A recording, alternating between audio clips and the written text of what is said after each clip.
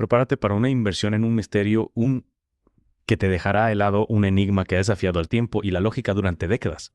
Esta noche nos adentramos en la gélida Nochebuena de 1945 en Fayetteville, Virginia Occidental. Imagina villancicos susurrando en la radio y el aroma a pino impregnando el ambiente, niños expectantes ante la llegada de Papá Noel.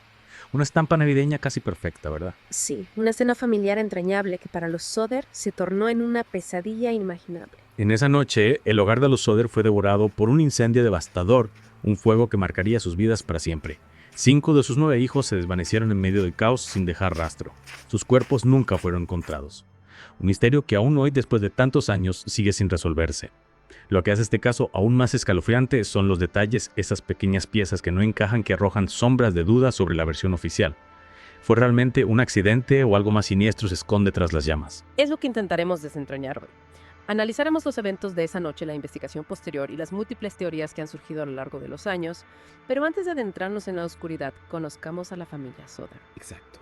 George y Jenny Soder, inmigrantes italianos, habían construido una vida en Fayetteville, 10 hijos, un negocio próspero, una familia trabajadora y respetada, pero no ajena a la controversia.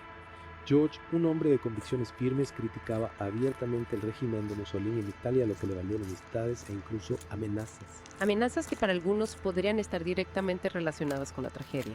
Meses antes del incendio, un vendedor de seguros rechazado por George le espetó una advertencia escalofriante. Tu casa se convertirá en humo y tus hijos serán destruidos. ¿Te imaginas la inquietud de George al escuchar esas palabras? Un presagio terrible que cobra aún más fuerza si consideramos otro detalle perturbador.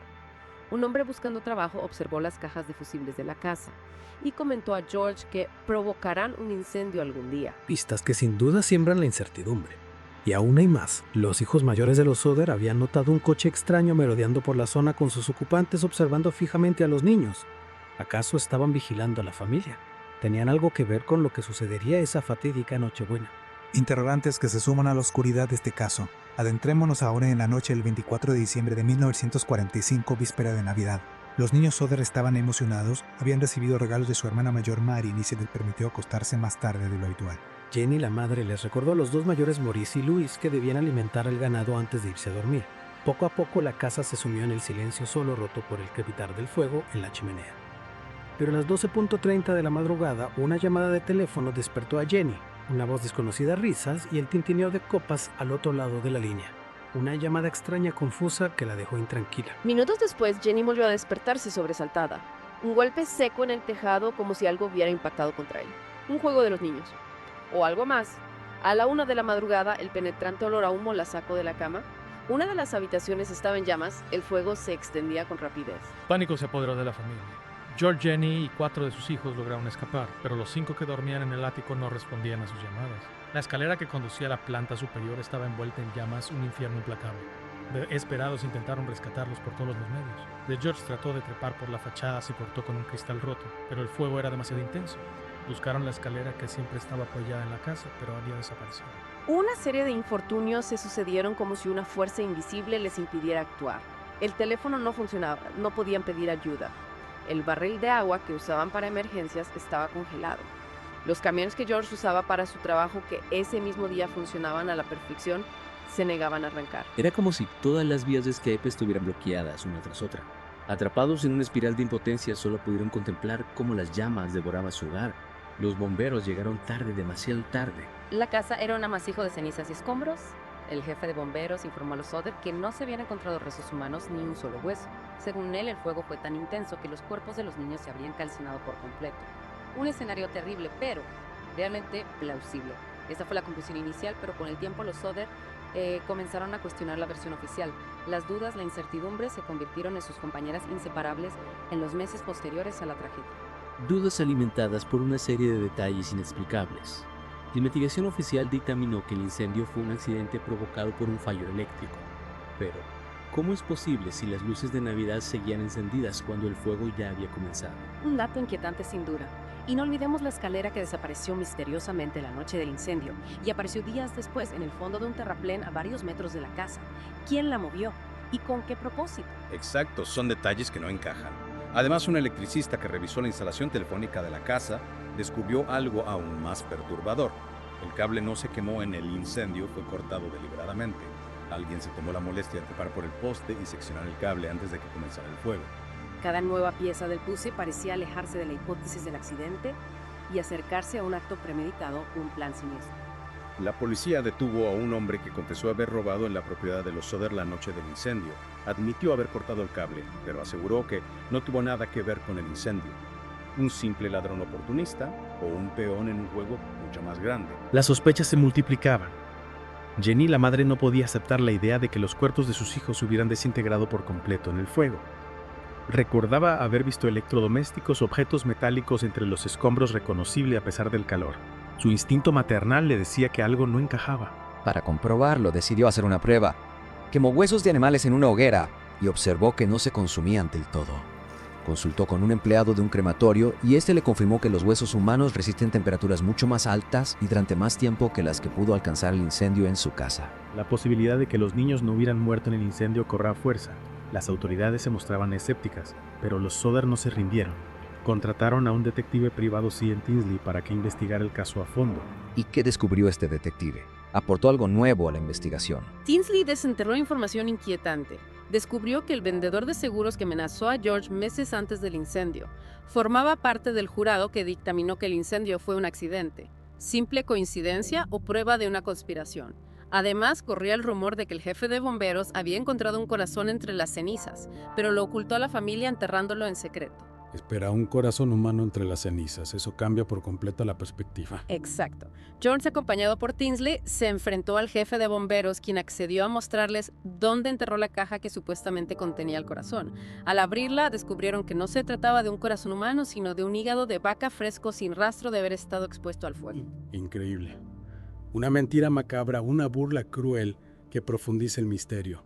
¿Por qué mentiría el jefe de bomberos sobre un hallazgo tan crucial? Esa es la pregunta clave. Estaba tratando de proteger a alguien, o de ocultar algo aún más terrible. Mientras tanto, los Soder no cesaban en su búsqueda. Repartían folletos con fotos de los niños desaparecidos, ofrecían una recompensa. Incluso viajaron por todo el país siguiendo pistas que resultaron ser falsas esperanzas. Una búsqueda incansable movida por la esperanza y el dolor. ¿Hubo algún avance significativo en esos años? En 1949, casi 4 años después del incendio, lograron que un patólogo de Washington, D.C. supervisara una nueva excavación en el solar de la casa. Encontraron algunos objetos personales de los niños, monedas, un diccionario, y también fragmentos de huesos. Huesos humanos. Eso podría ser la prueba definitiva. Los huesos fueron enviados al Instituto Smithsoniano para su análisis. El informe concluyó que se trataba de vértebras humanas, pero tú, más si un adolescente o un adulto joven.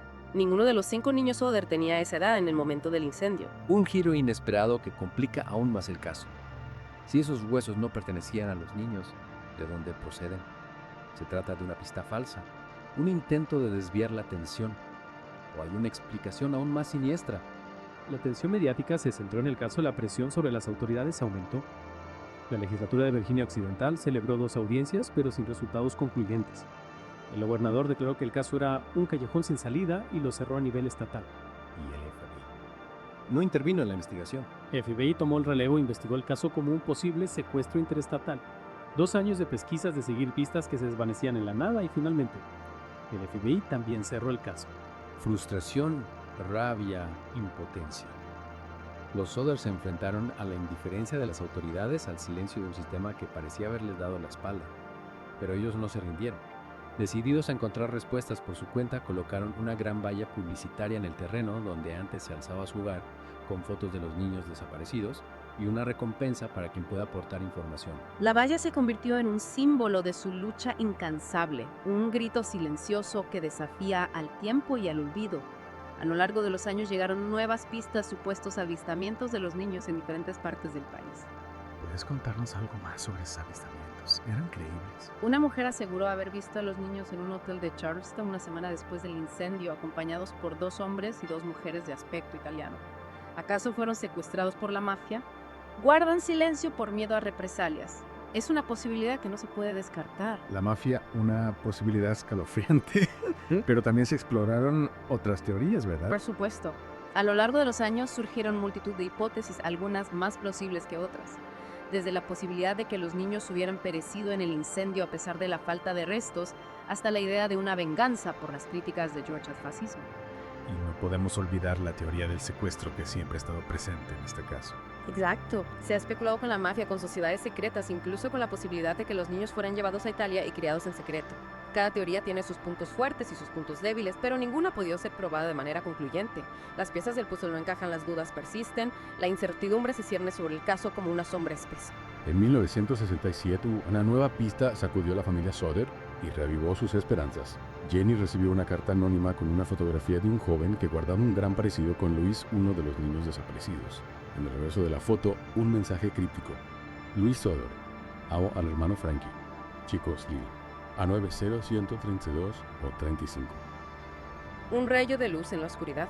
Los Soder contrataron a un detective para que investigara la procedencia de la foto, pero el detective desapareció sin dejar rastro, sumiendo el caso en una oscuridad aún mayor. ¿Qué significado podría tener ese mensaje? Chicos, A 900-132 o 35.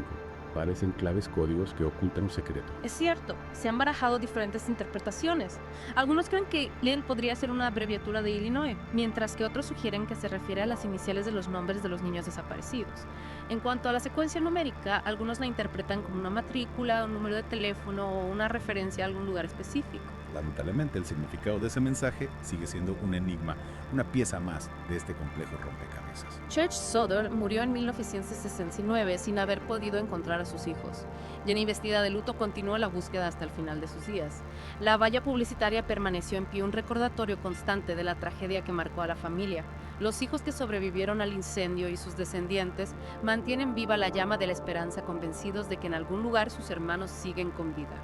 El misterio de los niños Soder nos confronta con la fragilidad de la verdad, con la impotencia ante lo inexplicable. Una familia rota por una tragedia que jamás pudo ser esclarecida, una búsqueda incansable que se extiende a lo largo de generaciones. Un recordatorio de que a veces la realidad supera la ficción y que hay secretos que se llevan a la tumba. El caso de los niños Soder sigue abierto, esperando a que alguien algún día pueda arrojar luz sobre este enigma que lleva décadas desafiando a la lógica y al sentido común. Un caso que nos deja con un nudo en la garganta, con la sensación de que aún queda mucho por descubrir, muchas preguntas por responder. ¿Y a ti qué te parece? ¿Crees que los niños Soder perecieron en el incendio o que lograron escapar con vida? ¿Qué teoría te parece más plausible? Te invitamos a que investigues por tu cuenta, a que revises las pruebas, a que saques tus propias conclusiones. Quizás tú seas quien finalmente desvele el secreto que se oculta tras la desaparición de los niños Soder. Hasta nuestro próximo